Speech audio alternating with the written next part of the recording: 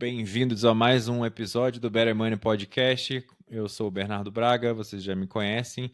E quem está chegando aqui pela primeira vez, sejam muito bem-vindos. Aqui a gente fala de liberdade, soberania e Bitcoin, que é o veículo perfeito, a ferramenta perfeita para você alcançar essas duas coisas. Bom, hoje eu tenho um convidado super especial, um cara que me inspirou a começar essa trajetória de criação de conteúdo. Ainda está no começo, ainda não tenho muito tempo de digital, mas um dos grandes inspiradores aí no Brasil, se tratando de conteúdo brasileiro, foi o Abraham. Inclusive, Abraham, eu já vou te dar as boas-vindas, mas vou te contar uma história engraçada de abertura. O canal Better Money nasceu da seção de comentários do seu canal. Eu vi um comentário de um moleque chamado Júnior que escreveu assim: Abraham, como você faz para escrever roteiros tão bons? Porque eu não sei escrever, mas eu sei editar muito bem. Aí eu mandei mensagem para ele e falei: cara, eu sei escrever e não sei editar. E aí ele era um bitcoinheiro também e a gente fez o Better Money e nasceu disso. Pô, Seja que muito legal. bem-vindo a Better Money. Que legal, cara. Nem sabia disso, aceitei o convite, não fazia a menor ideia. Que bom ter sido uma boa influência aí pra você. E, cara, conta pra mim um pouco, pra quem não conhece o seu trabalho e não tá familiar com o seu canal, conta pra mim um pouco da sua história e o que te levou a virar o Abraham e depois também como que o Bitcoin surgiu na sua vida e como que ele influenciou e mudou sua vida pra melhor. Todo mundo, eu acho que não tem ninguém que fala de Bitcoin que mudou a vida pra pior, né? Só as pessoas que fizeram besteira e abandonaram o barco. E todas elas fazem no primeiro ciclo delas, né? Eu falo sempre que o ciclo pra você realmente se beneficiar do Bitcoin é o ciclo que eu tô agora, que é o terceiro. No primeiro ciclo a gente só perde dinheiro, foi o que aconteceu comigo. Lá o ciclo de 2017, eu entrei naquele hype, eu era uma daquelas sardinhas super influenciáveis que não entendia nem o que estava fazendo, perdi Uhum. dinheiro. No segundo ciclo, ali Bitcoin morreu para mim, né? No segundo ciclo eu já estava entendendo um pouco o que era, pelo menos. Ganhei dinheiro e perdi também. Mas saí no saldo positivo. E agora que é o meu terceiro ciclo, eu já entendo a tecnologia, eu já entendo a ferramenta, eu já sei o que eu estou fazendo e eu já tenho total convicção assim de que isso é a liberdade, né? Bitcoin é a liberdade. Então tudo exige estudo, cara. Exige estudo, tempo de dedicação para entender a ferramenta. Acho que ninguém que chega assim entendendo o Bitcoin agora, conhecendo o Bitcoin agora, vai de fato se beneficiar tanto quanto poderia se dedicasse um tempo para isso, né? E como que Sim. surgiu na minha vida o Bitcoin? Primeiro, contar um pouco aqui da minha história, né? Como é que surgiu o Abraham. O Abraham foi uma necessidade, não foi nada planejado. Eu tinha uma empresa digital, já criava conteúdo na internet desde 2015, cresci bastante essa empresa e pivotei essa empresa, era uma empresa de educação para produtores musicais. Eu pivotei essa empresa para uma startup que eu criei, e só que eu não sabia, mas o jogo de startup, de ter empresa grande, de contratar um monte de funcionário, desenvolvedor, não era para mim. Eu não sabia disso, eu Uhum. achava que era, achava bonito, né? Nossa, vou ter uma empresa grande, vou ter muito funcionário, vou Nós ter. temos a mesma história, engraçado, mas continua aí, É, depois eu te conto. quero saber. Pois é, e foi um choque para mim, porque eu fui construindo aquele castelo de cartas que era aquela empresa, fui me afundando naquilo, e cada vez mais gente dependia de mim, das minhas decisões para, sei lá, para sustentar a família. Uma decisão errada minha poderia acabar com uma família. E eu senti muita pressão, cara, muita pressão, a ponto de eu largar uma startup que eu tinha construído durante 2 anos. Eu tomei a decisão de só sair dela. Eu não vendi ela, eu entreguei ela na mão de um dos meus sócios e saí, sem nada. Sendo que eu Uhum. tinha alocado todo o patrimônio que eu tinha construído ao longo de 8 anos, eu tinha alocado nela, eu tinha jogado tudo. Eu enterrei meu patrimônio naquela empresa e Uhum. quando eu lancei ela, eu não queria continuar, eu não tinha condição psicológica para continuar. Que ano foi isso que você saiu da startup? Dois, eu acho que foi tipo início de 2022. Não Tá. demorou muito para criar o Abraham, porque eu precisava de uma outra fonte de renda. Então eu pensei, ó, o que eu sei fazer, né? Ao longo de todos esses anos, eu aprendi a escrever, a ter uma escrita persuasiva de vendas. Eu aprendi como eu mexia com produção musical. Eu sabia muito sobre áudio, então eu, Uhum. eu pensei que como que eu vou juntar essas habilidades, né? E ao mesmo tempo eu sabia muito YouTube. Eu fazia tudo pelo YouTube, YouTube era a minha mídia principal. Então eu tinha essas habilidades e eu pensei, eu preciso juntar tudo isso e ainda tem um porém, eu não posso aparecer. Eu não posso ser um especialista na frente da câmera. Porque a empresa que eu larguei do nada, ninguém entendia o porquê, ela estava funcionando ainda, com um sócio lá tocando, e o fato de eu aparecer na frente da câmera prejudicaria essa empresa. Porque eu estava muito na frente do outro negócio, tocando o negócio e o mercado inteiro sabia. Então eu não queria prejudicar ele, então eu não podia aparecer. Foi por isso que começou anônimo o projeto. Uhum. E aí eu só apareci depois que esse outro sócio meu desistiu também da empresa e resolveu fechar. Aí eu tive passe livre para aparecer. Então eu construí o Abraham aí. Pensei, vou escrever alguns roteiros bem persuasivos, igual eu faço com vendas aqui, que é para manter a pessoa vidrada mesmo na Uhum. mensagem até o final. Só que eu não vou vender nada no final, é só um vídeo para o YouTube. E funcionou muito, porque o jogo do YouTube é muito a respeito de retenção, quanto você consegue manter a pessoa ali no seu vídeo. E eu usava essas táticas, essas estratégias de roteirização para manter a pessoa vidrada no vídeo. Funcionou muito, deu muito certo. E resumo todo da história. Eu estava no início ali, acho que foi início de 2022, eu estava sem renda, praticamente sem patrimônio, porque o pouco que eu tinha guardado, que era em Bitcoin, graças a Deus o Virou. Bitcoin me salvou. Foi no meio de um bear market, tive que vender Uhum. muito do que eu tinha. O pouco que eu tinha guardado era para sobreviver, até fazer uma outra fonte de renda. E em 6 meses, mais ou menos 6 meses, eu já estava faturando menos do que o que eu faturava na minha outra empresa, só que agora tinha uma diferença. Era eu e mais 2 pessoas só no projeto. Não era uma Uhum. equipe gigante, eu não tinha custo fixo. Meu custo fixo era R$ 2.500 de plataforma que eu pagava. E aí eu senti a leveza disso. Falei, putz, cara, existe esse caminho, que é um caminho que você não fatura milhões, você não tem uma empresa enorme, mas na sua vida prática você tem leveza, você tem paz. E eu quero trilhar esse caminho para sempre a partir de agora. Que é um Sim. caminho onde eu consigo fazer uma boa grana, ajudando as pessoas, né? Eu estudo alguma coisa, condenso isso em um roteiro escrito ou em uma linha de raciocínio, entrego aqui na internet para as pessoas as minhas ideias e eu sou bem pago por isso. Obviamente tem venda de produto no meio, tem um monte tem uma estrutura por trás, mas uma Claro. estrutura bem leve, que eu consigo tocar com 3 pessoas. Hoje eu tenho mais gente na equipe, mas em suma, assim, é eu e mais 2 sócios cuidando. Eu crio conteúdo e os 2 sócios cuidam, assim, de tocar o negócio, sabe?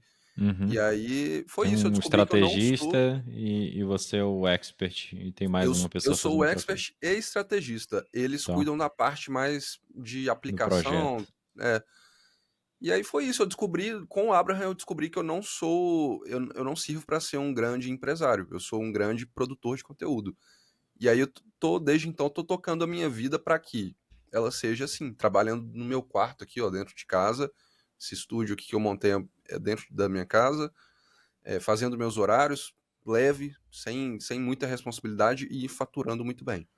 Sim, isso que você falou da leveza é muito, muito importante. A maioria das pessoas nunca experimentou esse novo estilo de vida e eu estou usufruindo disso agora há pouco tempo, mas falando um pouco da minha história também, como é parecida com a sua, enquanto você estava falando, eu me identifiquei em vários pontos, porque eu também entrei no Bitcoin em 2017, a primeira vez que eu entendi o que é a maior fraude da história da humanidade, como diz o seu vídeo, que é o sistema monetário que rouba nosso tempo de vida.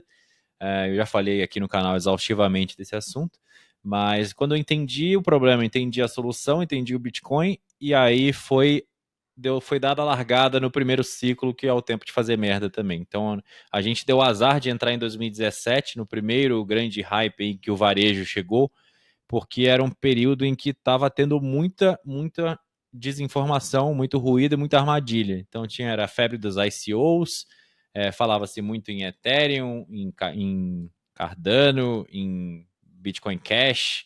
Bitcoin Cash veio logo ali, nasceu naquela época, mas qual que era a outra? Litecoin, enfim, tinha muita shitcoin por aí, capturando a atenção das pessoas, e as pessoas ganhando muito dinheiro com isso e achando que o Bitcoin era meio enferrujado, meio lento, meio devagar e que não seria escalável, portanto a gente vai ter outras moedas que são melhores. Então a gente perdeu muito tempo nessa distração desse ruído, procurando outros projetos, e eu acabei perdendo muito dinheiro nisso. Além disso, tem a questão da altíssima preferência temporal, né? De você ver que está rolando essa maior transferência de riqueza da história.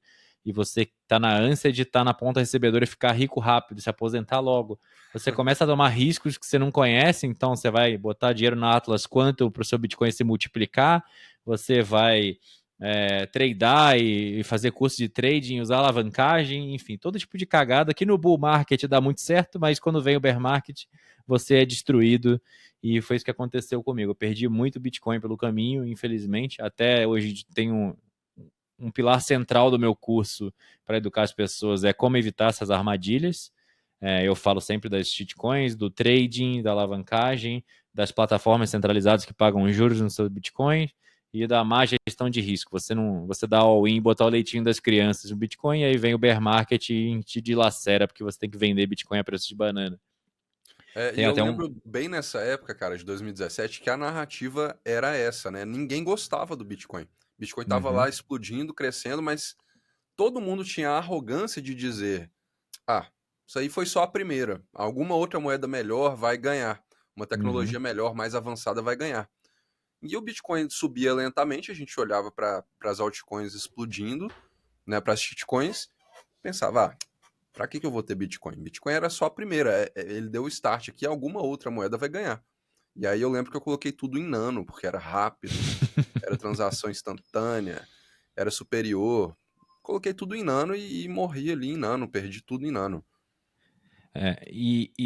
Bom, eu então fiz todas essas cagadas até 2020, quando eu finalmente entendi, depois de muita dor, que o caminho era. Ainda em 2020, sendo bem sincero, eu ainda fiz trading, ainda usei alavancagem, o que foi muito bom, porque o Bitcoin subiu ali depois do crash do Covid estratosfericamente. Eu estava alavancado, então eu ganhei muito dinheiro e eu tinha acabado de me ferrar na Atlas Quantum enfim, perdido boa parte dos meus Bitcoins.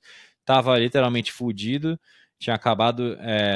A pandemia também destruiu o negócio que eu tinha trazido para o Brasil. Eu trabalhei durante muito tempo na Europa, numa multinacional, e aí quis voltar para o Brasil em 2018 e convenci uma startup holandesa a trazer o modelo de negócio deles para cá, mas era uma plataforma de revenda de ingressos, e aí com a pandemia não tinha evento, não tinha ingresso para vender, e o negócio morreu.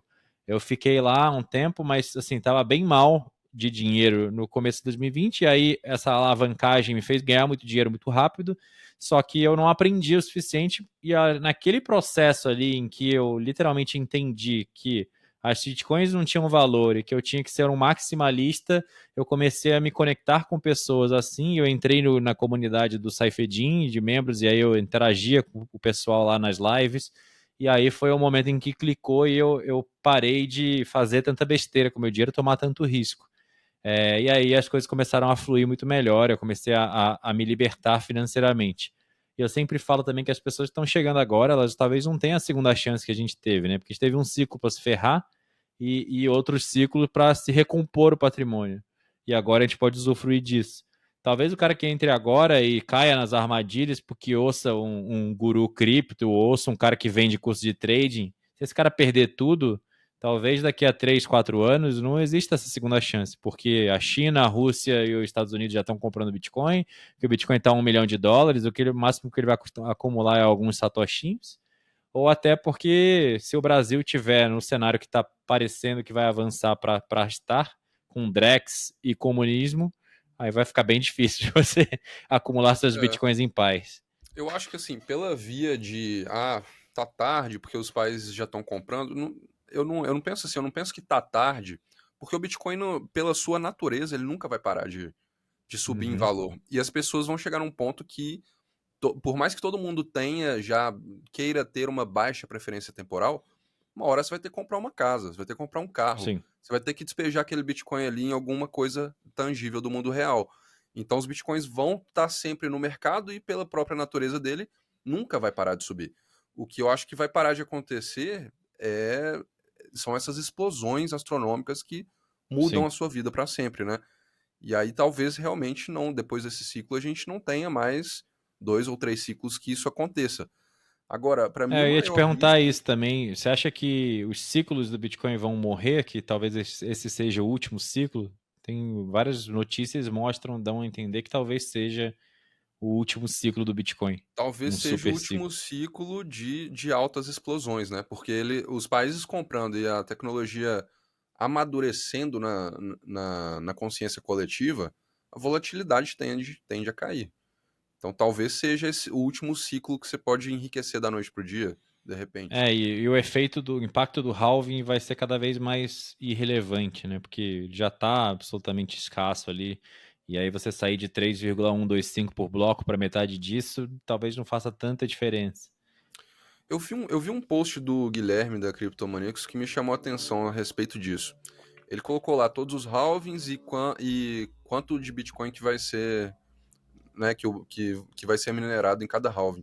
Uhum. E o último Bitcoin da história, ele vai levar 40 anos para ser minerado. E quando você pensa que o lastro real do Bitcoin está na energia que está sendo gasta para fazer aquela mineração, então Uhum. você pode pensar que um Bitcoin daqui, sei lá quantos anos, daqui 100 anos, um Bitcoin vai ser equivalente a 40 anos de alocação de energia naquele recurso. Então, eu acho que vai ser muito valioso ainda. O Satoshinho vai ser muito valioso, porque não é a respeito de valor em fiat, e nem de valor em Satoshi. É a respeito de quanto de energia que está sendo alocado naquele recurso.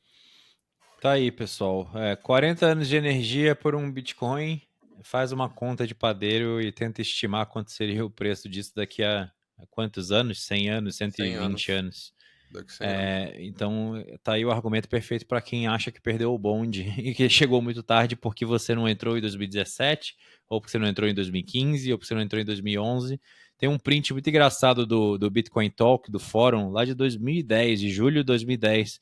Um cara falando: perdi o bonde, cheguei só agora, acumulei só 600 Bitcoins minerando no meu laptop. É mais ou menos isso. Todo mundo acha que chegou tarde. O cara que chegou em 2010 acha que não chegou em 2009, portanto ferrou. E é Fiquem por isso, tranquilos, só cara, que tenha uma nunca baixa preferência temporal. É por isso que nunca vai parar de subir. Porque todo mundo Uhum, que entende a tecnologia. Eu não conheço ninguém que estudou Bitcoin, entendeu o que é e quer ter menos agora. Todo mundo quer exato. mais. Todo mundo acha que não tem o suficiente. Enquanto isso, a demanda vai sempre subir e não vai existir oferta, mais oferta. São 21 milhões de unidades, elas vão se perdendo com o tempo, tem gente morrendo com carteiras aí que ninguém sabe a passphrase. Então, é impossível parar essa parada parar de subir pela Uhum. própria natureza dela. Tem ninguém que entende, tá, ok, isso aqui é uma tecnologia superior, mas eu quero menos dela. Não, todo mundo quer ter mais. Quem É tem zero ponto inevitável. um quer ter um, quem tem um quer ter 10. Então a É por isso demanda que eu sempre tô cresce. tão otimista com tudo que tá acontecendo, porque eu vejo Trump falando bem de Bitcoin. Assim, não acho que o segredo e a solução para os nossos problemas vem de um político, vem top-down, mas o fato deles não atrapalharem, de eles abraçarem com o poder de compras gigantesco deles seria maravilhoso para o preço, para a adoção em massa. Mas é aquela questão da teoria dos jogos. Se o Trump aprova ali, sanciona o Bitcoin Act da Cynthia Lummis e eles compram 1 milhão de Bitcoins em 5 anos, é inevitável que o Putin e o Xi Jinping comecem a política deles para acumular Bitcoin. E aí vai ter aquela tese do livro Soft War de Jason Lower que a próxima corrida armamentista seria no cyberespaço, por espaço em bloco, por hash rate. Eu acho que isso é inevitável e a gente vai chegar a um ponto em que todos os estados-nações principais do mundo que estão envolvidos aí na geopolítica e tentando ter hegemonia, eles vão correr para acumular Bitcoin.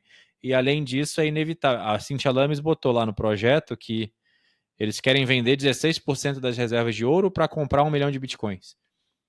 É inevitável que cedo ou tarde algum desses três ou mais países que estão nessa corrida pela hegemonia global fale assim, cara, vamos imprimir, vamos ligar a impressora no modo turbo e vamos comprar Bitcoin. E a hora que isso acontecer, aí não. Os ciclos não fazem mais sentido. O Michael Saylor vai ser uma sardinha comparado ao que vai acontecer. Eu acho que os caras vão acumular muito Bitcoin muito rápido e o preço vai para a estratosfera também muito rápido. Eu Se não acho. começar essa guerra, né, Pode falar. dos países acumulando mais Bitcoin, é inevitável que em algum momento eles comecem a diluir a própria moeda, a destruir a própria moeda para Sim. ter mais Bitcoin. Isso vai acontecer em algum momento. É que tem um E, trade-off, né? Porque ao mesmo tempo eles estão pensando como o Trump está abertamente falando ele está pensando em como manter a hegemonia do dólar no cenário global. E para ele fazer isso, se ele imprime dólar, ele destrói a própria hegemonia do dólar, ele destrói a confiança no dólar. Então, a tendência é que todo mundo tente acumular, trocando suas reservas, seja de ouro, etc., acumular Bitcoin de forma honesta, digamos assim, sem impressão de fiat, mas cedo ou tarde alguém vai trapacear nessa corrida para tomar a frente. E aí eu acho que é inevitável que todo mundo comece a imprimir. Eu não ficaria surpreso se a gente batesse US$ 1 milhão em 2025. Mas é bem bullish essa estimativa, pô, eu mas eu não ficaria, ficaria surpreso. eu ficaria surpreso, mas é possível, não é algo impossível de acontecer, porque esse ciclo é diferente de todos os outros, apesar de a gente olha para o gráfico, né? Todos os ciclos, mesmo padrão.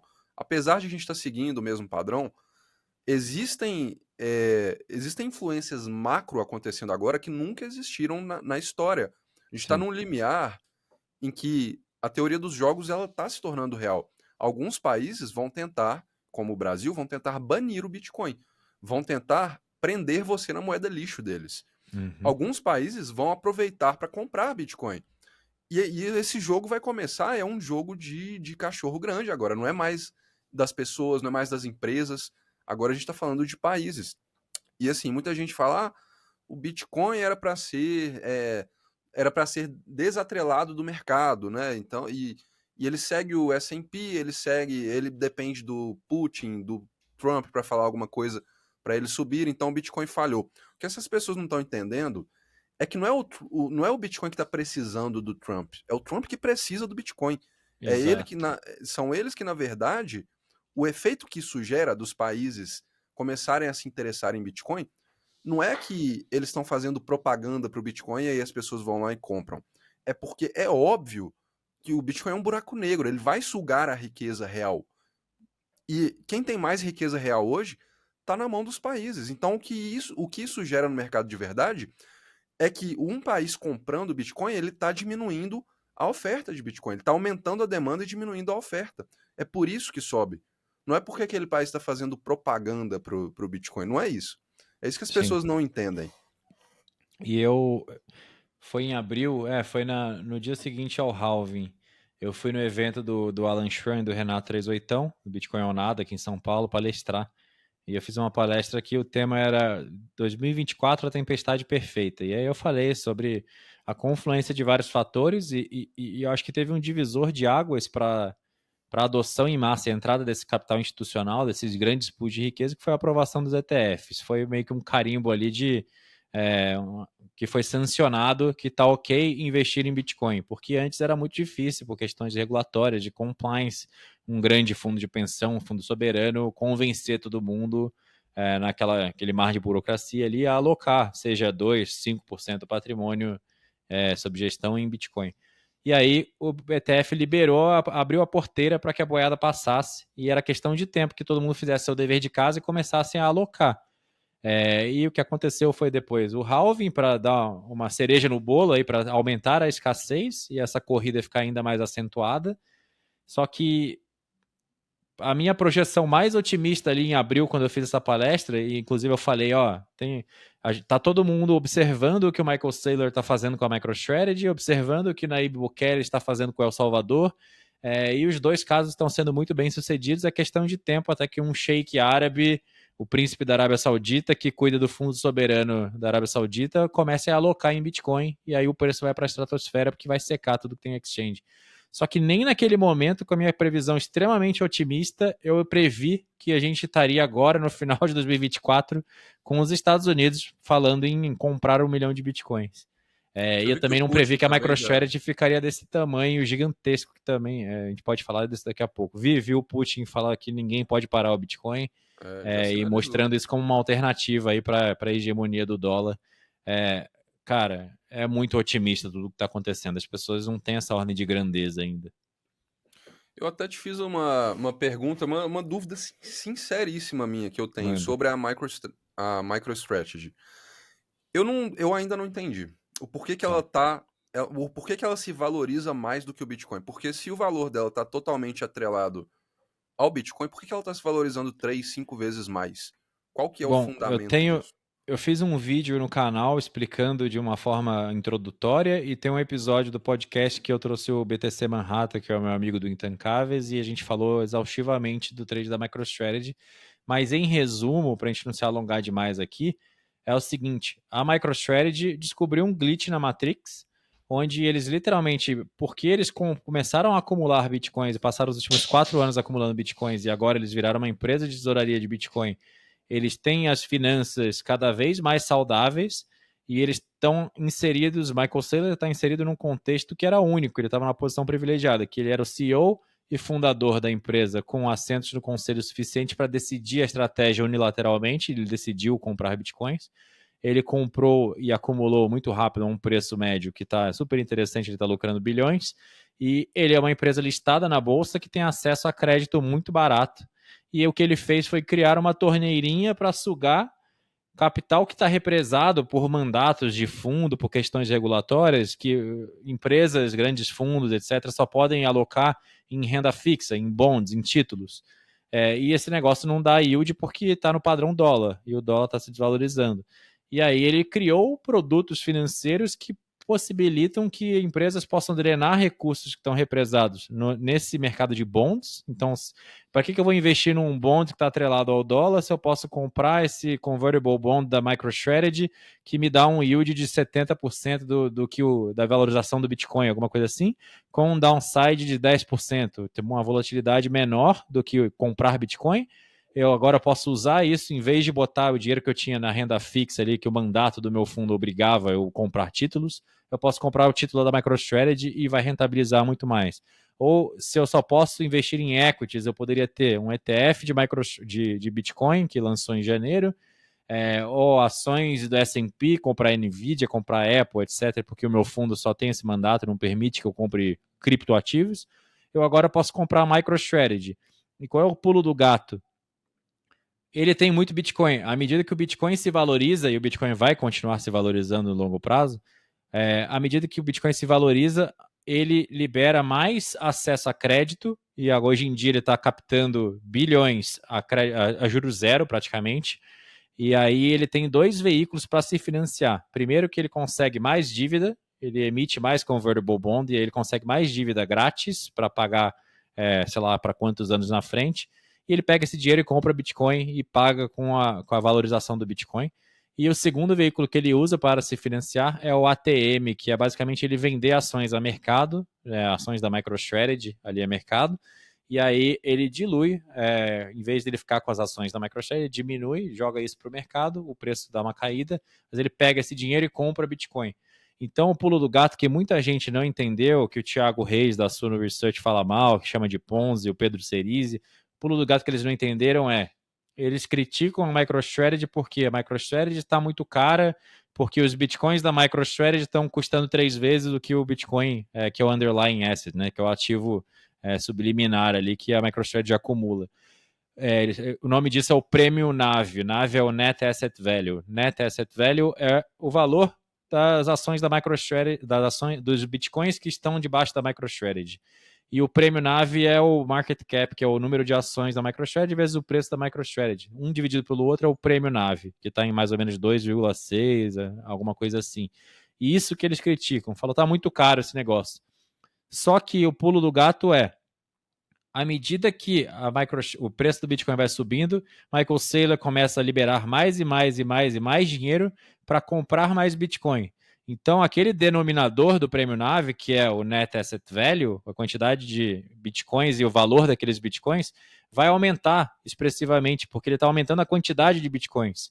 Então, tem um yield, que é um indicador que precisa ser monitorado de perto, que é quantos bitcoins você tem exposição comprando uma ação da MicroStrategy. Atualmente está em mais ou menos 1,5, alguma coisa assim.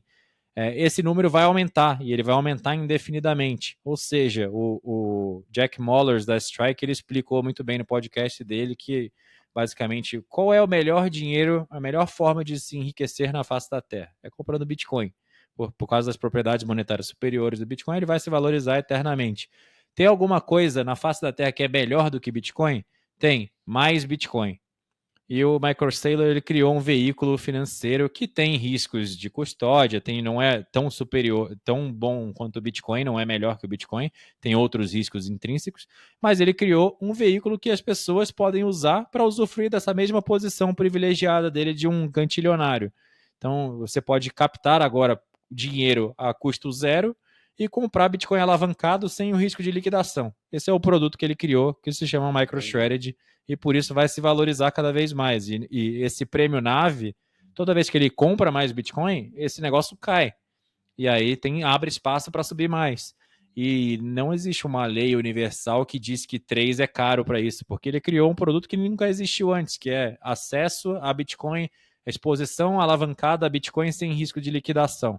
Isso é valiosíssimo. Bem ou mal, você pode não gostar, mas é inevitável que isso seja valorizado pelo mercado, porque as pessoas querem se alavancar sem tomar risco de se destruir, porque elas querem Entendi. ter mais Bitcoin. É Você não isso. tem nada a perder. É esse Exato. que é o valor. Por isso que vale mais. E aí, tem gente falando em. A ação agora está US$ 400, mais ou menos, 390, né? E saiu de, sei lá, menos de US$ 10 há 2 anos, 3 anos atrás. Tem gente falando em projeções de US$ 10.000 nos próximos 2 anos, né? Coisas absurdas, assim. A MicroStrategy começar a drenar esse capital que está represado ali, só podendo alocar em bonds ou em equities, e aí ela subir para um valor de mercado de alguns trilhões de dólares. Então tem muito, muito upside pela frente, muito espaço para crescer, e muita gente ainda não entendeu o quão promissor é esse negócio. Todo ciclo, pelo menos os 3 ciclos que eu estive presente, tinha aquele papo de, dessa vez não vai ter bear market. Mas sempre Uhum. tem o bear market, né? Só que a gente sempre tende a acreditar. E eu queria ver sua opinião. Dessa vez tem realmente a possibilidade de não existir um bear market? Sempre existirá um bear market, porque sempre vai ter um topo e de lá a gente vai cair. E vai ter um evento que vai ser, na época, vai ser o fim do mundo para quem está posicionado e alavancado. Mas talvez esse bear market signifique que a gente vai cair de US$ 2 milhões para 1,2 milhão. Como é que a gente vai saber? Ninguém tem bola de cristal. Mas eu acho que teremos notícias pessimistas e negativas para o Bitcoin e vão fazer com que o preço caia seus 20, 30, 40, 60, 80%, ninguém sabe. Eu não sei só se vai ser um ciclo tão linear e tradicional que nem todos os outros foram, muito ditado pela questão do halving, da oferta se tornar mais escassa. E aí tem o halving, tem 6 meses depois começa o bull run, e aí tem 1 ano e meio de bull market, depois vem o bear market, fica 2 anos de água de salsicha, dor, sofrimento e quebradeira. Eu acho que talvez as coisas mudem, e talvez a gente tenha cada vez um bear market menos profundo, mais leve, porque agora você tem também o capital institucional entrando. Então, você viu ontem, a gente cruzou os 100 mil, foi para 103 mil, aí começou a corrigir, aí à noite já bateu 92 mil e depois voltou para 98. Eu acho Uhum. que quando tem essas correções acentuadas, o capital institucional entra comprando em peso. A BlackRock ontem acumulou Bitcoin para cacete. Então eu acho que as subidas e descidas tendem a ser cada vez menos acentuadas, o que significa que a volatilidade vai diminuindo. Não sei dizer se teremos um bear market no sentido tradicional da palavra. Acho que talvez a gente tenha uma correção forte do próximo topo. E o próximo topo pode estar a níveis que hoje em dia a gente não consegue nem imaginar. Eu tinha um plano, né? Até o começo, assim, dessa Bull Run, meu plano era, eu vou realizar um pouco aqui, né? Eu vou chegar ali no meio, em meados de 2026, eu vou colocar um pouco em USDT, vou esperar que eu tenho certeza que isso aqui vai cair para continuar comprando. Vou fazer um trade, né? Meu plano era Uhum. esse, mas eu não penso mais assim agora. Que bom. Há poucos meses, assim, enxergando o mundo todo como ele tá, eu acho que trade não vale a pena. Acho que a única coisa que faz valer a pena você se livrar de um pouco dos seus bitcoins é quando você precisa daquilo para alguma coisa do mundo real. Sei lá, você vai comprar, você tem que trocar de carro. Seu carro tá muito velho, você tem que trocar, vai lá, pega e gasta. Não, não Exato, é o faz um consumo. trade, gasta o Bitcoin e Uhum. depois continua acumulando de novo. Porque a gente está num cenário de Terceira Guerra Mundial. Já começou a Terceira Guerra. Tem gente que acha que Sim. não, mas já começou. Tá num cenário de uma bolha financeira que é a maior de todos os tempos. Que está praticamente explodindo já. Todas as moedas estão derretendo. Uhum. E nesse mesmo cenário, o Bitcoin é o único ativo que está se sobressaindo, que está se mostrando resiliente. E os países estão percebendo isso, as empresas estão percebendo isso. Então, o que pode acontecer? Pode ser que a gente não tenha um bear market significativo. Pode ser que caia ali 30% e já retorne antes mesmo do halving, porque o halving hoje ele já causa um efeito mais psicológico do que factual, né? Hoje Sim. já é assim. É, Então eu não esse sei. halving ainda foi bem fortinho, porque pela primeira vez o Bitcoin começou a ter uma taxa de inflação, né, um stock to flow maior do que o ouro. O stock to flow significa que ele é mais escasso, um stock to flow maior. Ou seja, a taxa de inflação menor do que a do ouro. O ouro, historicamente, aumenta 2% a oferta por ano, em média. O Bitcoin agora é mais escasso do que o ouro. E é uma das coisas, acho que é a reserva de valor mais escassa que existe na face da Terra. E só vai se tornar cada vez mais escasso. Sobre o que você falou, eu concordo plenamente. Eu acho que a gente está num cenário cada vez mais arriscado, que ninguém sabe o que pode acontecer. Eu acho que essa eleição do Trump pode descomprimir bastante o cenário e o risco de uma guerra quente global, porque ele não está alinhado com a agenda do Deep State, que estava querendo meio que causar causa de destruição, para manter o controle. Eu acho que isso pode mudar bastante coisa, tem impactos, reverberar em vários lugares do mundo e talvez deu uma descomprimida, mas ao mesmo tempo eu acho que o colapso do Fiat é inevitável, do sistema é inevitável. A gente está numa bolha que não tem como solucionar. Cedo ou tarde, castelo de cartas vai colapsar. O sistema financeiro global, como a gente sempre conheceu, ele, ele virou essa aberração em 1971. Ele já estava meio capenga quando o Federal Reserve foi criado e eles foram abusando dessa confiança que a gente tinha nesse agente central que tem o poder de imprimir moeda, né? Mas em 71 virou a aberração total, virou o circo, o show de horror que é atualmente, e o sistema sobreviveu em booms and busts durante muito tempo. Em 2008 ele morreu. Eu acredito que quando o Lehman Brothers quebrou, literalmente o sistema morreu e de lá para cá a gente está com ele respirando por aparelhos ali, já teve morte cerebral, e em 2020 ficou claro que não tem salvação. Acho que a próxima bolha vai ser a bolha de tudo e não vai ter como salvar, não vai ter como. Vai ter que literalmente ter um reset e a gente vai ter que criar algum outro sistema alternativo para implementar. Os globalistas já tinham optado pela questão da tecnocracia, CBDC, só que a gente agora está tendo uma bifurcação de realidades. Vai ter gente que vai ficar presa nesses curraizinhos que nem o Brasil, que teoricamente vai ser uma tecnocracia com CBDC e comunismo.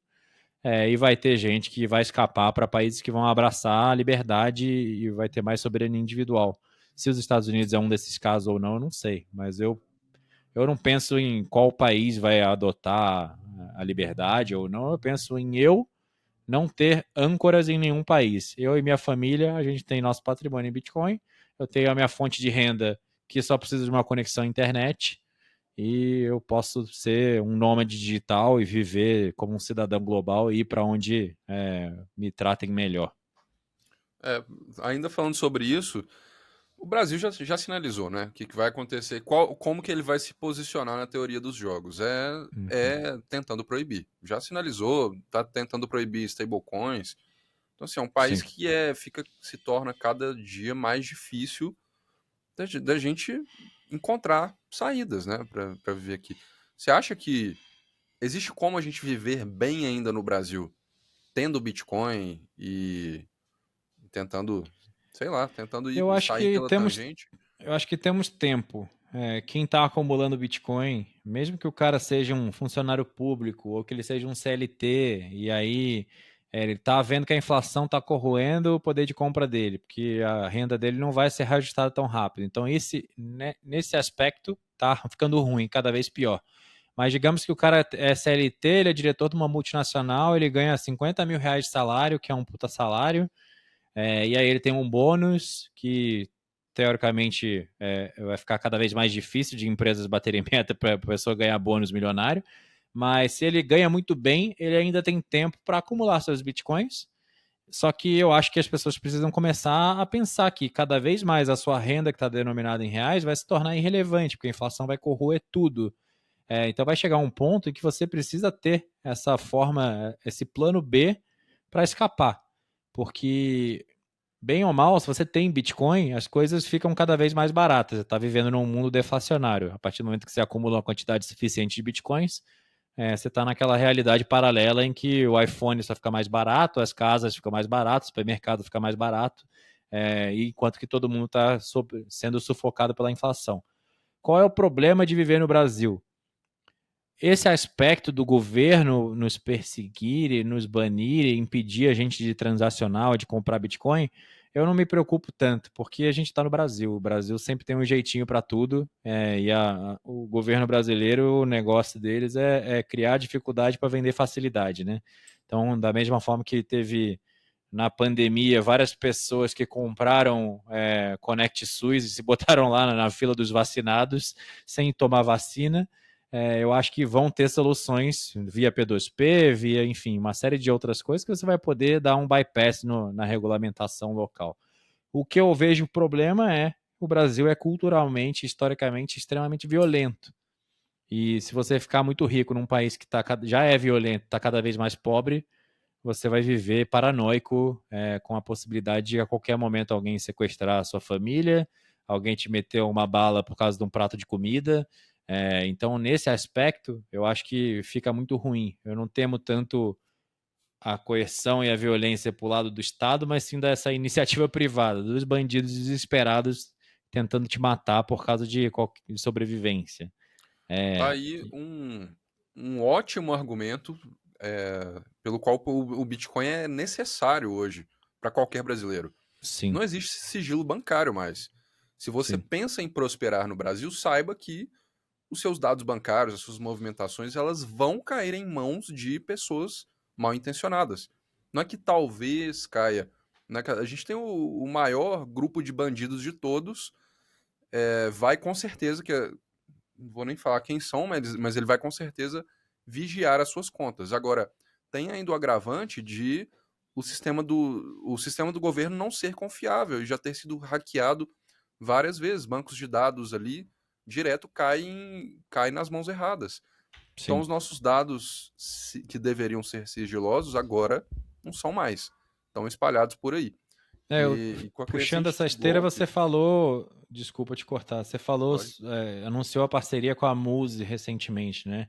E você falou, você durante muito tempo queria ajudar as pessoas a comprar Bitcoin, mas não se sentia confortável por causa do KYC, do Know Your Customer, que é obrigatório quando você compra Bitcoin numa corretora regulada no Brasil, eles vão reportar a IN 1888 para a Receita Federal e vai estar lá que o seu CPF comprou tantos bitcoins a tal preço naquela data, e isso vai ter que estar batendo com o seu imposto de renda.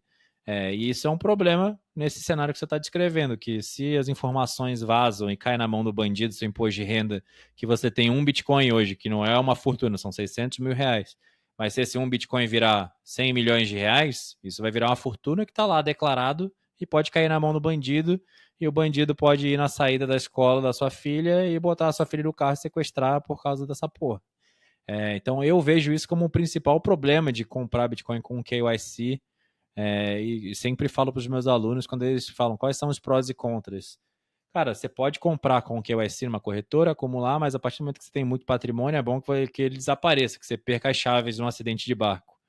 Hum. É, e geralmente quem não quer ter essa dor de cabeça de ter que fazer esse malabarismo e depois ter que é, não deixar esse rastro, seria bom já comprar com privacidade numa plataforma como a Muse, que é a sua parceira, como a Spike to Spike, que é a minha parceira, enfim. Cara, eu gostei muito da proposta da música. É uma coisa nova e tal. Eu não posso liberar muitas informações porque o core deles é anonimato. Eles me ganharam mesmo quando eu vi que a missão deles vem inspirada numa empresa chamada Manchakura, da Nigéria, já ouviu falar? Já. Que é uma empresa que praticamente salvou a Nigéria do colapso total, a moeda colapsando e as pessoas têm um ponto para onde recorrer, para onde fugir. Uhum. 40% do país hoje utiliza criptomoedas. E, e é um sistema tão predatório que eles precisam de anonimato. Então ninguém consegue enxergar quem são os caras, o governo não consegue correr atrás deles, e eles estão lá fornecendo um serviço que está ajudando a população através do anonimato. E aí fui olhando direitinho, né, qual que era a proposta, como que era feito, e é um sistema que não depende de confiança, porque, assim, depende na primeira transação, né? Você tem que confiar que você vai receber ali, vai Sim. colocar, vai pagar ali R$ 1.000 na mão do cara e você vai receber os R$ 1.000 equivalente em Bitcoin. É isso que você tem que confiar. Mas aí passou da primeira transação, você começa a ver que não tá com você, né? Não fica como Isso numa existe, corretora. para deixar claro, isso existe em qualquer transação de Bitcoin, em qualquer corretora regulada. Se você for na Binance hoje, você tem que confiar que a Binance não vai te dar calote nos seus R$ 1.000 que você depositou. A questão é que você confia porque ela é regulada, ela é grande. É grande. Mas o mesmo risco de contraparte existe nessa transação.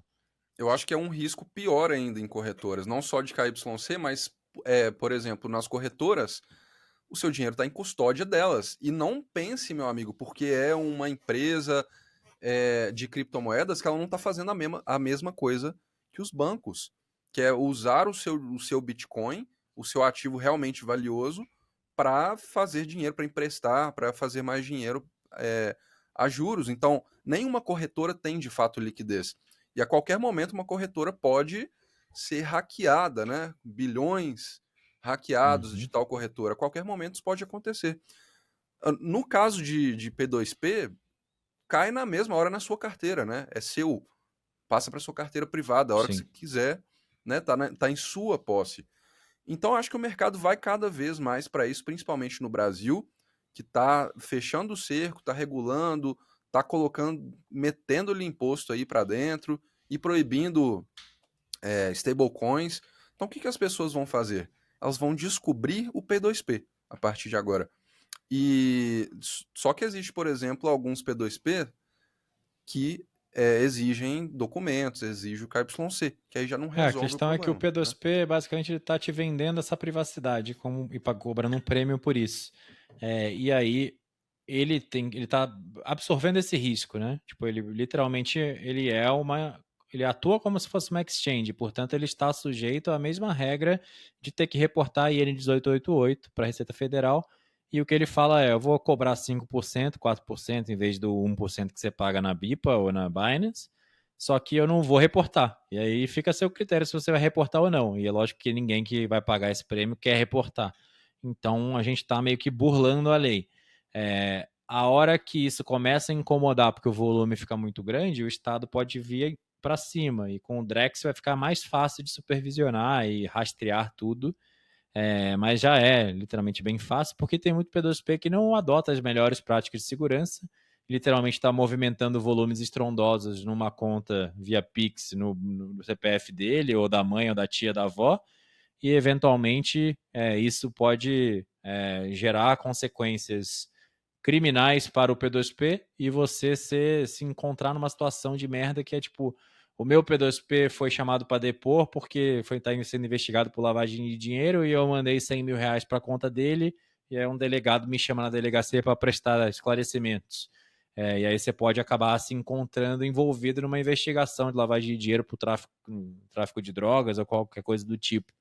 Então é muito importante você saber quem é o P2P que está te atendendo, não é só pegar o primeiro P2P que aparece e transacionar. É por isso que eu gosto da Spike, porque a Spike ela pulveriza em vários P2Ps e dilui esse volume para não ter um ponto único de falha ali.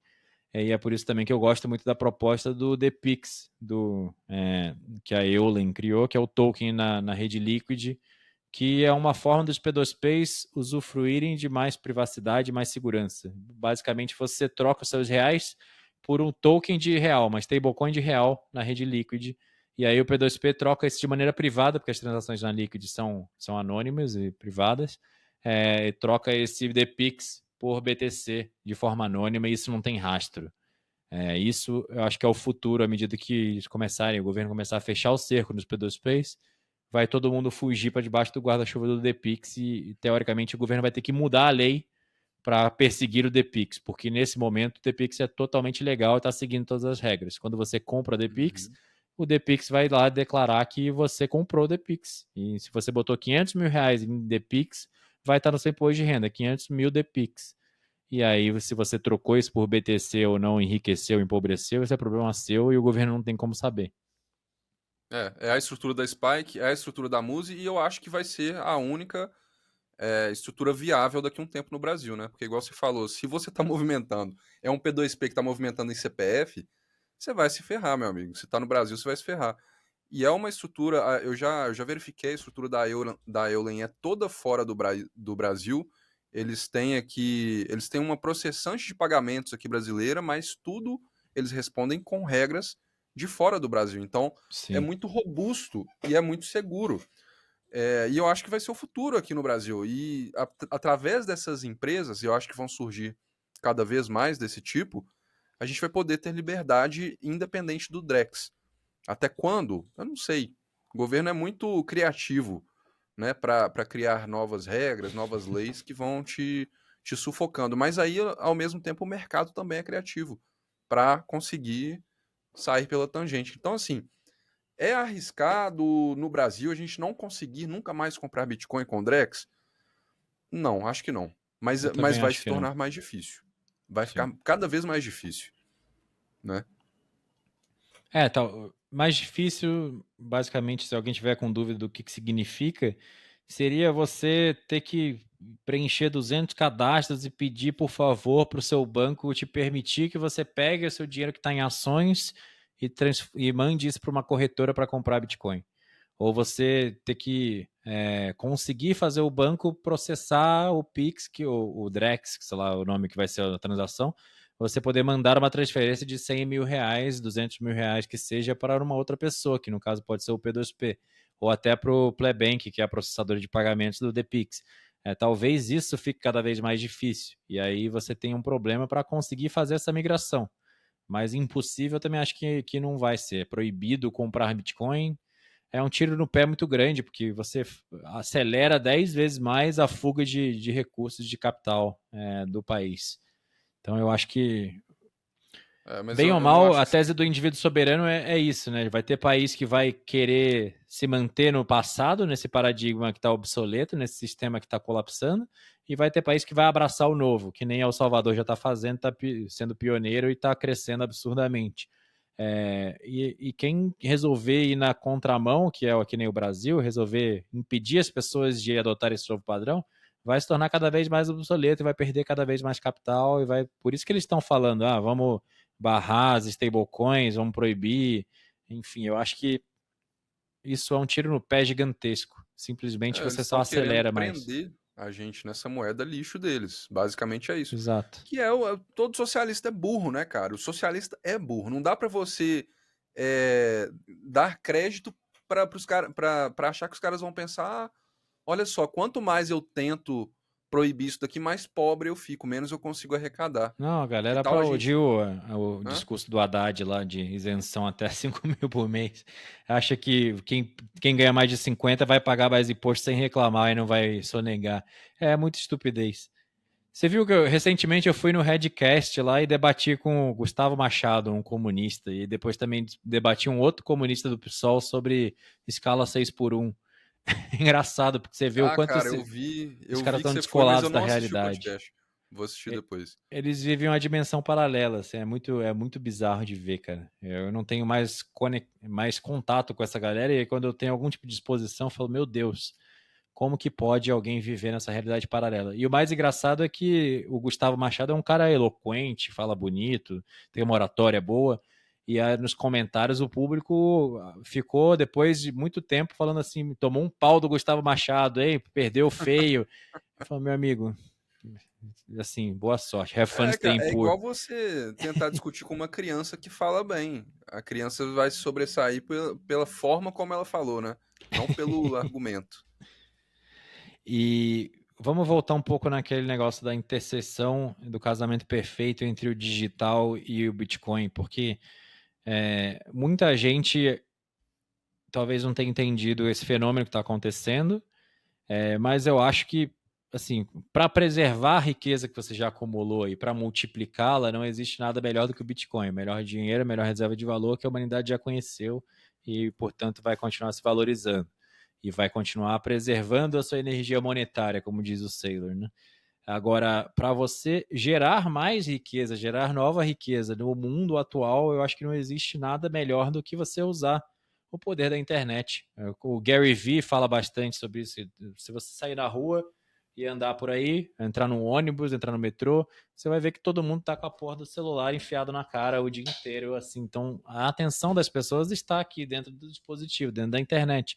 Não tem por que você querer vender os seus serviços, os seus produtos, enfim, o que é que seja a sua profissão, você querer vender isso para uma pessoa, no caso de você vender o seu trabalho para uma empresa, para um empregador, fisicamente no mundo material, ou também vender esse seu serviço, esse seu produto para uma série de pessoas, para quem quiser comprar, só que fora da internet. Todo mundo precisa estar onde a atenção está.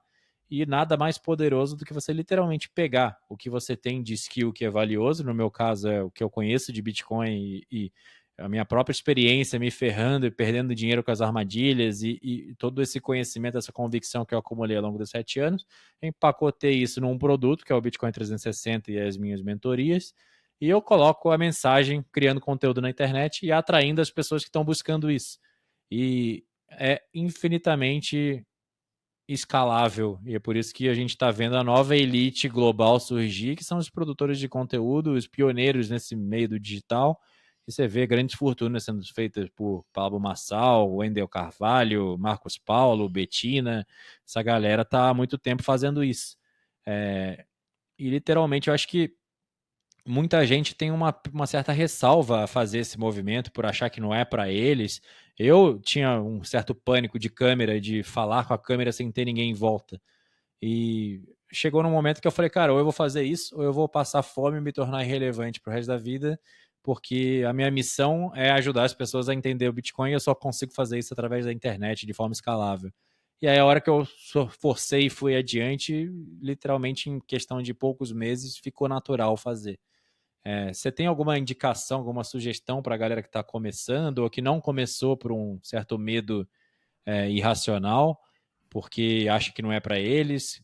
E o que você tem a dizer sobre isso, sobre esse casamento entre o digital e o Bitcoin? Tem um autor chamado Naval Ravikant, já ouviu falar dele? Uhum, claro. Ele fala: existem 8 bilhões de pessoas no mundo. Em algum momento existirão 8 bilhões de CNPJs. Não é CNPJ, né? Mas Uhum, pequenas empresas de mídia. Ele fala isso, eu acho que, claro, é um exagero, mas o que ele quer dizer com isso é que a gente está numa era em que a nossa vida digital ela já se uniu, já é 50% da nossa vida. A nossa vida física já não vale mais 100% de tudo. A vida digital tem valor também.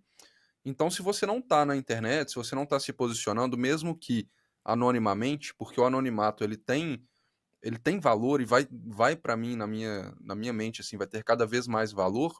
Se você não está ali, você não tem também oportunidades de crescimento.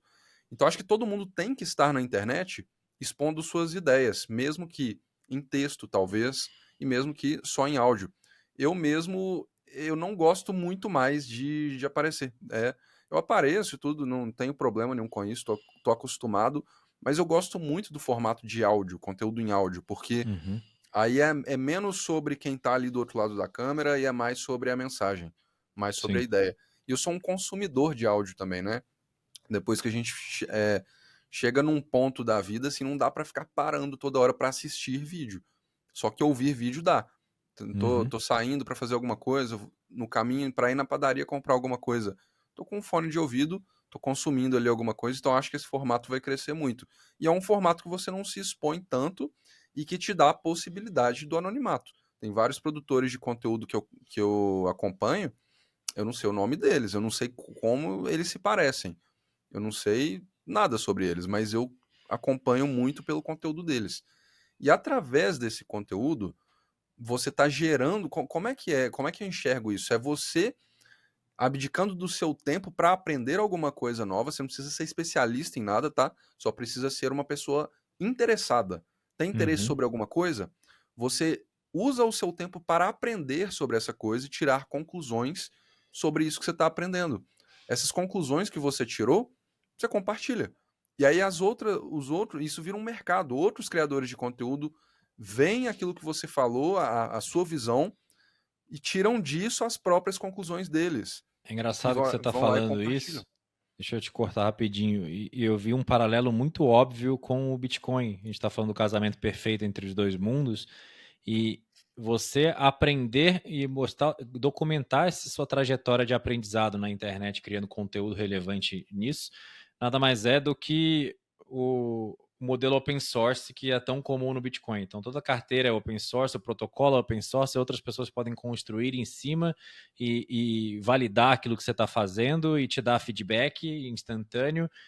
Isso é muito, muito comum no mundo do Bitcoin, cada vez mais. Além disso, eu não sei se você sabe, mas eu tinha um podcast, na verdade, no Twitter Spaces, todo domingo à noite, há alguns anos já tá rolando, que se chama Os Intancáveis. E quando começou, sou eu e mais três, o Jaraguá, o Doom e o Manhattan. E quando começou, eu era o Didi Mossats, eu era um anônimo no Twitter também. Eu falava de Bitcoin, mas escondido, escondendo minha identidade. E aí, por estar querendo montar uma empresa de tecnologia, e falei, eu preciso criar conteúdo relevante de Bitcoin para trazer mais pessoas. Eu queria criar uma música, uma Spike to Spike, basicamente, mas deu errado porque eu não sei escrever código e as minhas sociedades não deram certo. Ah, bom, e aí eu decidi abrir mão do anonimato e virar o Bernardo Braga para criar mais autoridade e poder trazer mais pessoas e acho que foi uma decisão acertada. Mas hoje é o Bernardo Braga mais três anônimos. Isso é muito comum. Você tem pessoas que criaram uma grande marca e só depois saíram do anonimato ou nunca saíram. Um exemplo claro é o Rafael Zaguri, que foi CIO da Swan e head institucional da Swan Bitcoin até pouco tempo atrás. Ele veio de Wall Street e durante muitos anos ele falava de Bitcoin anonimamente no Twitter como Alfazeta. Ele ainda se chama Alfazeta lá.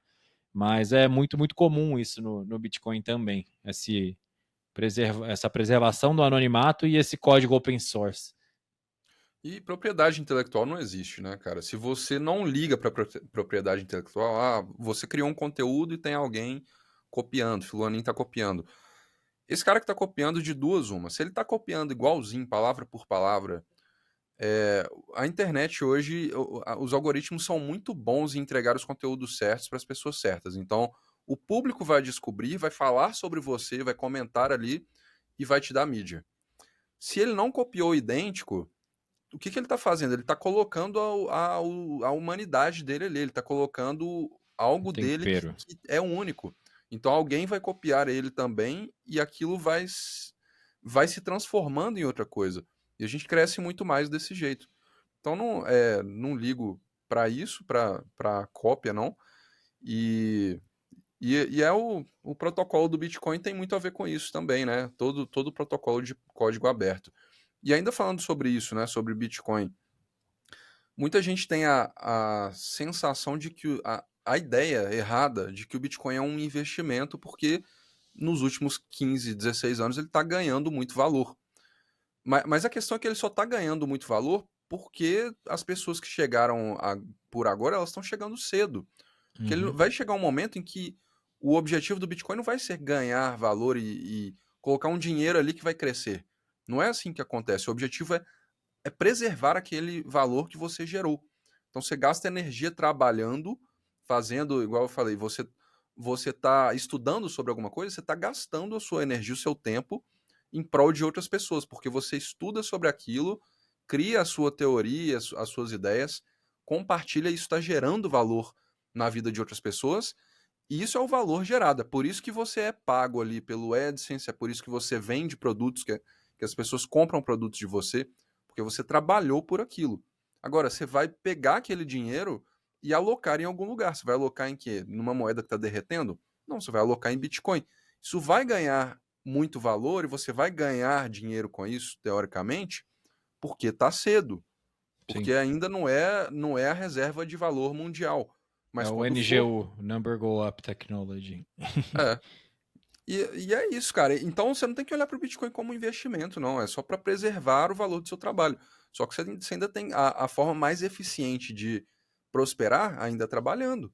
É fazendo um trabalho. E quando você está preso a um trabalho físico, preso à cidade, você tem muito. Você tem muitos downsides nisso, sabe? Por exemplo, você falou aí de a gente está morando no Brasil, é um país muito violento. Vai se tornar cada vez mais. Será que não é uma boa a gente, a gente programar a nossa vida para ficar um pouco mais longe da cidade? Sem Só que dúvida. para isso, se você trabalha na cidade, se torna inviável. Agora, se você trabalha pela internet, faz o seu dinheiro pela internet, que é algo extremamente possível hoje em dia. Mesmo se você morar na cidade por alguma circunstância pessoal, sua preferência, digamos assim, se você mora na cidade, mas você não tem que passar 2 horas por dia indo e voltando do trabalho, você está muito menos suscetível a ser assaltado e tomar um tiro. Tá muito mais seguro, exatamente. Mesmo na cidade. E não precisa. Você citou alguns exemplos aí, tem Pablo Marçal, Betina, qual que foi o Wendel Carvalho? Esses caras são muito grandes, eles são Uhum. absurdamente grandes. É um outro jogo aquilo ali. As pessoas olham para criação de conteúdo, fazer marketing digital, trabalhar na internet, elas olham para eles, elas olham para aquilo e falam: "Ah, não é para mim não. Isso não é para mim não", sabe? Uhum. Porque a exposição é muito grande. Eles têm para criar, para gerar tanto dinheiro quanto eles geram ali, eles têm que se expor demais. E uma coisa que eu não gosto do mercado digital é que todos os players grandes demais, eles em algum momento utilizaram de gatilhos mentais para vender produtos para pessoas que não estavam preparadas. Produto pode até ser bom, tá? Concordo. Não estou dizendo que o produto é ruim, mas existem pessoas preparadas e pessoas que não estão preparadas para se beneficiar daquele produto. Então, o cara, para vender muitos milhões, lançamentos milionários, não tem como. Ele machucou algumas pessoas. E aí existe um outro modelo, que é o modelo que eu prego, que é o modelo de marketing não agressivo. O que é o não agressivo? Você gera valor para as pessoas, você deixa bem claro que você tem produtos que podem ajudá-las a melhorarem, e elas tomam a decisão de compra sozinhas. Elas vão no seu site, ver o que é o produto, de repente você faz uma promoção aqui, uma Black Friday, alguma coisa ali, para ajudar elas nessa tomada de decisão, mas você Uhum. não fica o tempo inteiro gatilho mental, compra agora que vai acabar, isso aqui é uma oportunidade única, vai mudar a sua vida, grandes promessas.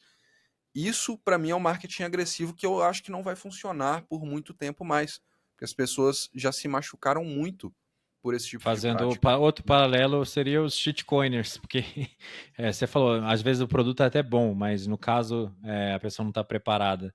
Mas no caso do Bitcoin, tem muita gente que vende essa promessa do enriquecimento rápido, porque o Bitcoin já está caro demais, mas esses projetos aqui nesse ciclo são promissores, vão fazer você fazer 50 vezes e acumular mais Bitcoin. O meu método inovador, específico de trading, vai fazer você sair da miséria dos seus R$ 500 virarem R$ 500.000 em 6 meses.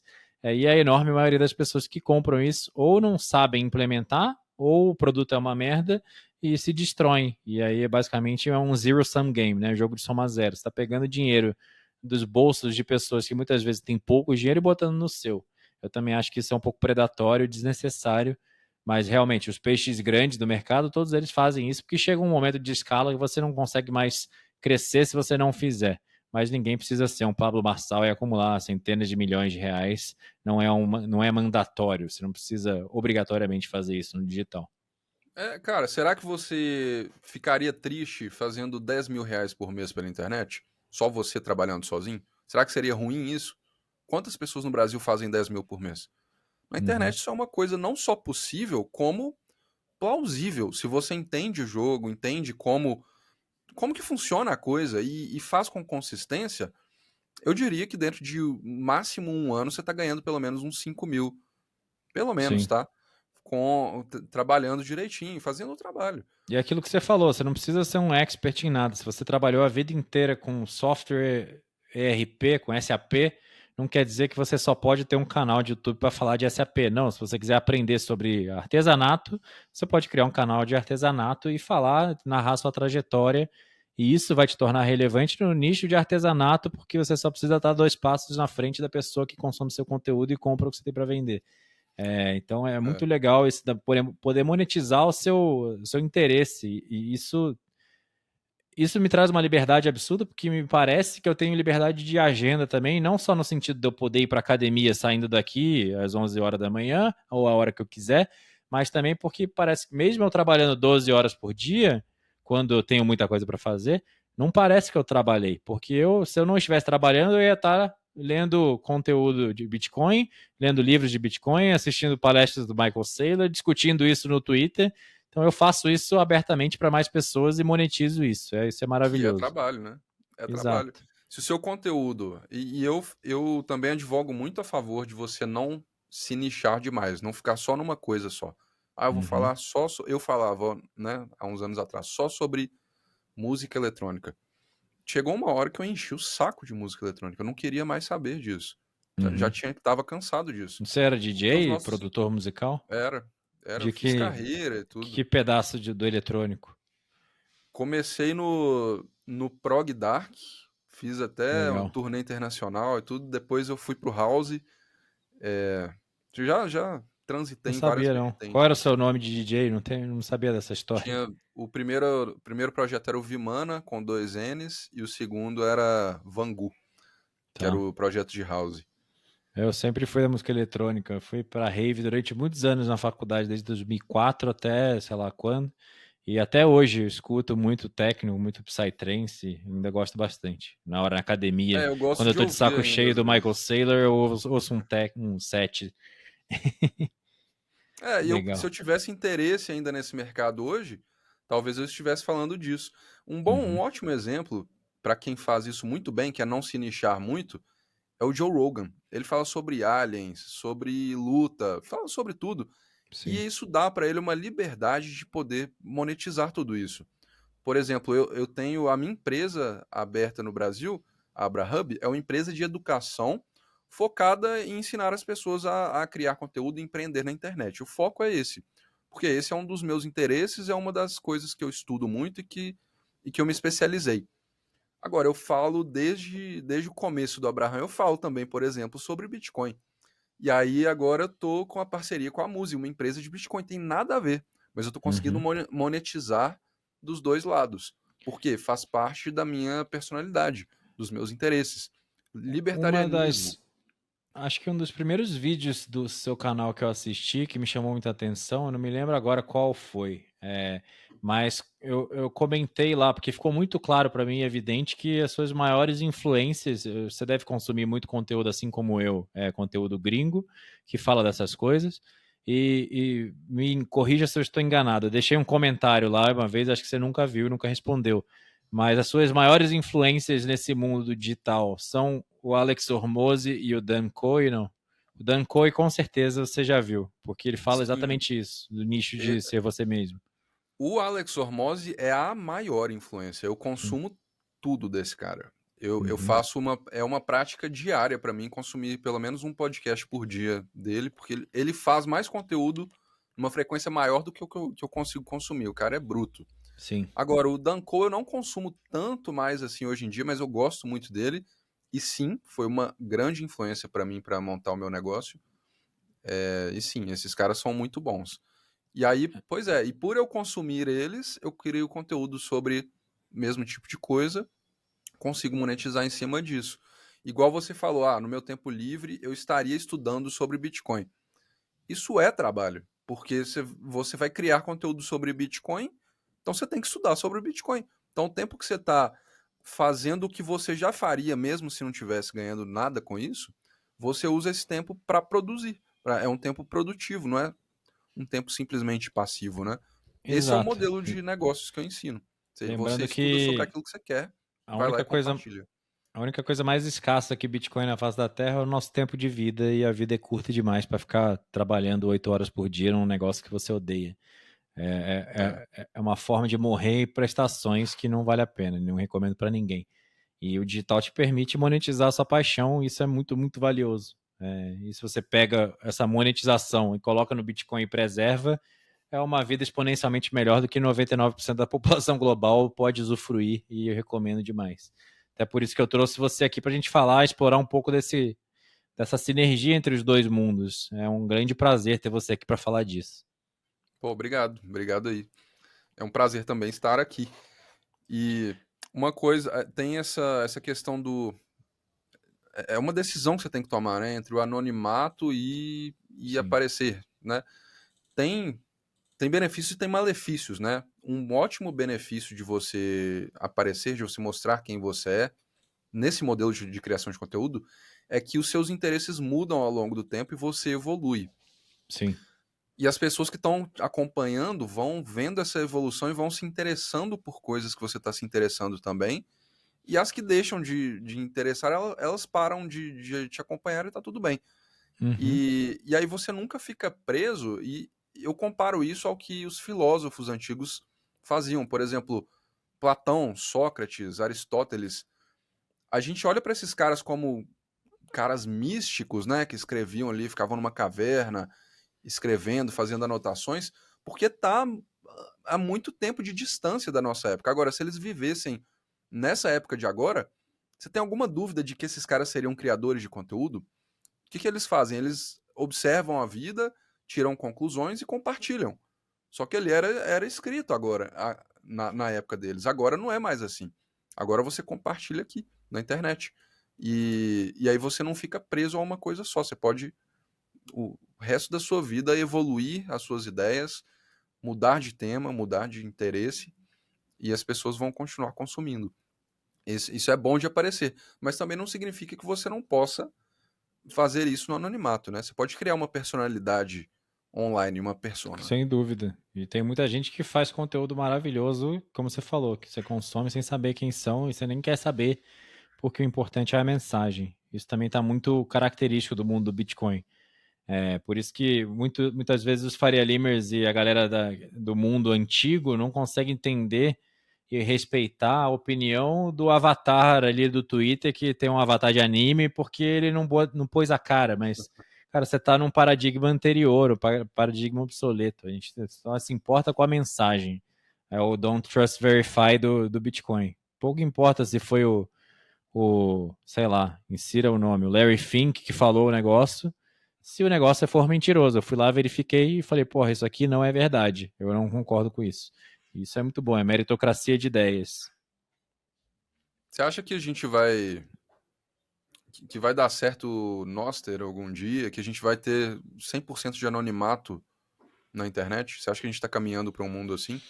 Eu acho que o Noster daria muito mais certo se a gente fosse na direção do que os globalistas querem, que é essa tecnocracia e esse cada vez mais censura. Aí isso ia catapultar o Noster para um crescimento exponencial. Só que de uns tempos para cá, me parece que a maré está mudando e a gente está, tipo, você vê esforços centralizados, top-down, de trazer mais liberdade, né? Via, por exemplo, Elon Musk com um departamento no governo do Trump. E o Elon Musk acabou preservando o Twitter de colapsar na censura. Então, eu não sei, talvez sim. Nos países onde a opressão, a tirania e a censura aumentem, e o Brasil parece que está indo nessa direção, a tendência é que a adoção dessas tecnologias seja cada vez maior. Então, eu acho que sim, tende a crescer cada vez mais, mas se vai ter o incentivo de fato para que as pessoas adotem, porque hoje em dia ainda a experiência do usuário é bem rudimentar em comparação a você abrir uma conta no Twitter, se você abrir uma conta no Nostr e começar a utilizar o Nostr, dá muito mais trabalho, você tem que estudar muito mais, tem fricção. Para tirar essa fricção é necessário que tenha incentivos monetários para que empreendedores sejam incentivados a ir lá trabalhar, montar uma empresa, montar time de programador e desenvolver soluções que deixam cada vez mais fácil. Eu não sei se isso vai acontecer num horizonte temporal curto ou longo. Quanto mais opressão, mais censura, mais curto será esse horizonte temporal. Não sei. É que nem o Bitcoin, né? A adoção do Bitcoin vai ser maior ou menor no Brasil? Quanto mais o Lula destruir o Brasil e fazer as pessoas passarem fome por causa da inflação, mais pessoas vão ter incentivo para estudar e migrar para o Bitcoin. Eu sempre falo que o Lula é meu presidente favorito porque ele está destruindo o Brasil num ritmo frenético que eu não esperava e eu montei um business antifrágil que traz as pessoas para se protegerem. Então ele quebra a perna da galera e eu vendo cadeira de roda. Para mim está sendo maravilhoso. A Nigéria, por exemplo, aí, ó, 40% de uma população, cara, usando Bitcoin. Isso é surreal. Exato. Isso é surreal. Cara, a gente cobriu tudo que eu queria cobrir. Ah, tem uma coisa. Eu não sei se você já falou, eu nunca vi no seu conteúdo, alguma coisa sobre setup de autocustódia. Você tem preferências quanto a isso? Tipo, você faz multisig? Qual a sua hard wallet preferida? Ou você não tem nada específico? Tipo, você faz o Não básico? tem nada preferido, cara. Eu tenho uma Electrum Multisig com os meus sócios, né? Que a gente, claro que a Da gente não deixa empresa. dinheiro da empresa em shitcoin. Uhum. Então eu acho a Electrum muito boa para isso, porque ela pode ser usada em qualquer dispositivo, né?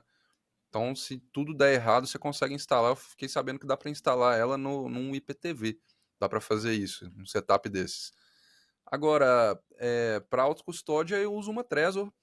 E eu comprei agora uma OneKey, vou testar ela. Dizem que é um pouco melhor. Mas não tem nenhuma preferência, não. Cara, para mim é o seguinte: até você chegar na autocustódia, compra um pouco em corretora, sabe? Joga ali numa carteira de celular Também mesmo. acho. O importante é começar. Entende, né? Transaciona, não precisa já chegar nisso. Agora, qualquer hard wallet que você usar, você já está muito mais seguro do que, né, qualquer uma dessas carteiras que estão por aí, que não é a sua custódia de verdade. Existem níveis aí de segurança e eu digo toda hora para os alunos, às vezes os caras fazem meu curso e estão começando. Já foi um esforço ele pagar os R$ 1.000 que custou o curso, teve que parcelar em 12 vezes e aí ele tem pouco dinheiro que ele quer ali colocar no Bitcoin. Ele assiste meu curso onde tem tutorial de multisig com protocolo de herança e eu recomendo a Cold Card, que é a melhor carteira que já existiu. Aí o cara fala, pô, mas quanto custa duas Cold Cards? Vai custar quase R$ 5.000, eu não tenho esse dinheiro. Você não precisa ter o melhor setup do planeta. Eu estou te mostrando a Ferrari ali, para caso tenha alunos que vão vender os bens da família inteira e vão botar 10 milhões de reais, 20 milhões de reais de patrimônio. Aí faz muito mais sentido você investir R$ 5.000 e pagar uma empresa para cuidar de uma chave para você, para ter a redundância e você ter um protocolo de herança se algo acontece com você, a empresa já sabe quem é o seu herdeiro nomeado e transfere os bitcoins. Tudo isso é muito valioso, mas não é para todo mundo. Cada um tem a sua necessidade dependendo do seu contexto de vida. O que eu geralmente falo para as pessoas é importante começar mesmo numa hot wallet, baixa Blockstream Green no seu computador e usa ela para acumular uns satoshinhos e a partir do momento que você tem um dinheiro que é um percentual grande do seu patrimônio e se você perder esse dinheiro, sua vida está destruída, você tem que recomeçar dos escombros, aí é a hora de você fazer um investimento e melhorar o seu setup. E aí comprar uma hard wallet ou fazer a sua própria com Tails Electrum lá, que é o que o 38 recomenda no curso dele, mas eu não gosto, porque eu acho muito complexo, desnecessário e dá margem para erro. É, compra uma Ledger, compra uma Trezor, ou faz o ideal, que é ter uma carteira AirGapt, né, para assinar a transação de modo totalmente offline. E aí tem a Blockstream Jade e tem a Cold Card, que para mim é a melhor carteira que existe na face da Terra. Mas é legal saber que tem muita gente que perde muito tempo e quer fazer o ideal desde o começo. Acho que o ideal é você começar e ter Bitcoin e Eu depois acho ir que mais melhorando. importante do que a carteira que você vai usar é a forma como você vai armazenar as suas palavras. Isso é mais importante. Tem o Sim, caso aí do vinheteiro, você viu? Triste, cara. sim. Perdeu acho que 4 ou 6 bitcoins, né? 4 Bitcoins. Porque esqueceu, guardou num livro, num papel, deixou dentro de um livro, doou o livro, já era. Então, assim, isso aí não pode acontecer, cara. Liberdade, soberania exige também responsabilidade. Então, você tem que ser responsável na Sim. forma como você vai armazenar isso. Uma forma bem fácil que eu encontrei para mim, vou te explicar como é que funciona o meu armazenamento. Eu não deixo as minhas palavras juntas no mesmo lugar, eu tenho elas divididas em 2 lugares diferentes, e o único local que elas estão todas, menos uma que está na minha mente, que elas estão todas ali, é na configuração. Você faz uma configuração no Gmail para, caso você não utilize aquele e-mail durante 3 meses, ou seja, você morreu, ou então você realmente perdeu as palavras, você vai receber um e-mail com aquelas palavras. Você E criou aí, um Dead Man's Switch. se algum dia eu perder, eu mesmo vou receber. É só parar de usar o e-mail, eu mesmo vou receber. Só que vai faltar uma palavra ainda, que essa tá aqui, na minha mente. Nunca tem todas as palavras no mesmo lugar. Então, para mim, isso funciona, é a forma como eu faço a minha autocustódia. Interessante. Legal. Cara, a gente cobriu tudo que eu queria ter coberto. Foi um enorme prazer ter você aqui. E se você quiser falar pra galera que ainda não te segue, como que pode ficar mais por dentro do teu trabalho, no canal do Abraham no YouTube e as outras redes, onde você tá? Conta aí para o pessoal. Cara, eu gosto muito do Twitter, eu dou muita opinião lá, então me siga lá no Twitter. E no YouTube é meu canal principal. Eu tenho 2 canais no YouTube, um onde eu apareço, é Rodrigo Abraham, e tem o meu canal principal de documentários, que é o Abraham. Legal, show de bola. Foi um prazer. Quando você quiser voltar aqui, a casa é sua, fica à vontade. Só avisar. Valeu, cara. Obrigado aí pelo convite. Valeu, pessoal. Até a próxima.